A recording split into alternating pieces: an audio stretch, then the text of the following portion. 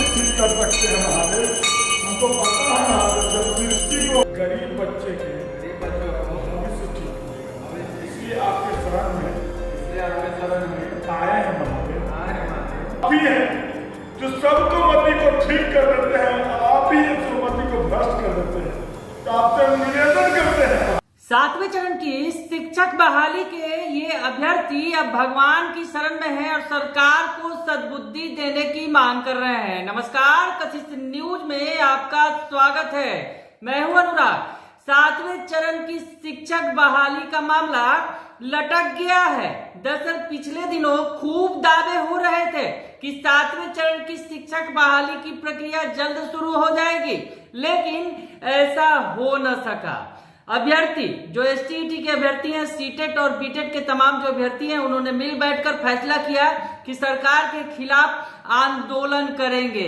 STET अभ्यर्थियों ने गांधी के राह पर चलते हुए चंपारण से यात्रा निकाल दी और शिक्षा बचाओ पद यात्रा कर रहे हैं। एसटीईटी के अभ्यर्थी लगातार वो घूमते हुए चंपारण से निकल चुके हैं और घूमते हुए पटना पहुंचेंगे। राजभवन के मार्च कर रहे हैं, चंपारण से लेकर राजभवन तक का।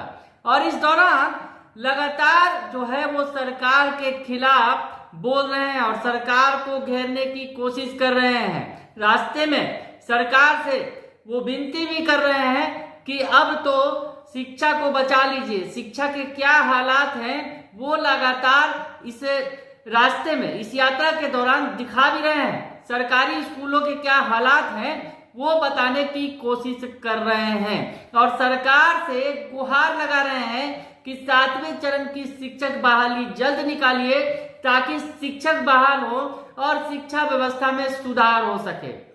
तो ये जो अभ्यर्थी हैं एसटीईटी 19 के ये अभ्यर्थी हैं जो लगातार आंदोलन की राह पर हैं और पैदल चलकर पटना पहुंच रहे हैं। पटना पहुंचने के बाद सरकार का विरोध करेंगे जबरदस्त तरीके से, लेकिन रास्ते में वो लगातार सरकार की पोल खोल रहे हैं। बीच में भगवान महादेव का मंदिर मिला तो ये अभ्यर्थी भगवान के दर पर पहुंच गए, भगवान भोलेनाथ के दर पर पहुंच गए। वहां उनकी पूजा अर्चना की और सरकार को सद्बुद्धि देने की भगवान से गुहार लगाई। क्या कुछ कह रहे हैं ये अभ्यर्थी पूजा पाठ के दौरान, ये सुनिए ध्यान से। अंकों पे महादेव कीजिए मुखिया, सूबे के मुखिया शिक्षा मंत्री जी का मति भ्रष्ट हो चुका है। अलबल बयान देते हैं महादेव, आप ही हैं जो सबको मति को ठीक कर देते हैं, आप ही हैं जो मति को भ्रष्ट कर देते हैं। तो आपसे निवेदन करते हैं महादेव कि आप बिहार को बचा लीजिए महादेव। जब सृष्टि को प्रलय होने से विष का पान किया महादेव, तो आप में तो वो शक्ति है, आप में वो शक्ति है महादेव कि बिहार सरकार के सूबे के सभी मुखिए को आप मति को ठीक कर सकते हैं महादेव। आपके शरण में आए महादेव, हे महादेव आप बचा लीजिए। तो सुन लिया आपने कि ये अभ्यर्थी भगवान से पूजा कर रहे हैं और सद्बुद्धि देने की बात कर रहे हैं। शिक्षा बचाओ या पद यात्रा के जो 5वें दिन ये मुजफ्फरपुर पहुंचे ये अभ्यर्थी और महादेव मंदिर में बैठ गए भगवान की शरण में। एसटीईटी 19 के ये मेरिट अभ्यर्थी हैं जो पूजा पाठ करने लगे और इस दौरान भगवान से ये सब कुछ उन्होंने मांग लिया। उन्होंने कहा कि बिहार के सरकारी विद्यालय में बिहार के बच्चों के भविष्य का जो भविष्य के साथ खिलवाड़ हो रहा है उस पर सरकार को सद्बुद्धि दीजिए भगवान, बच्चों का भविष्य बचा लीजिए।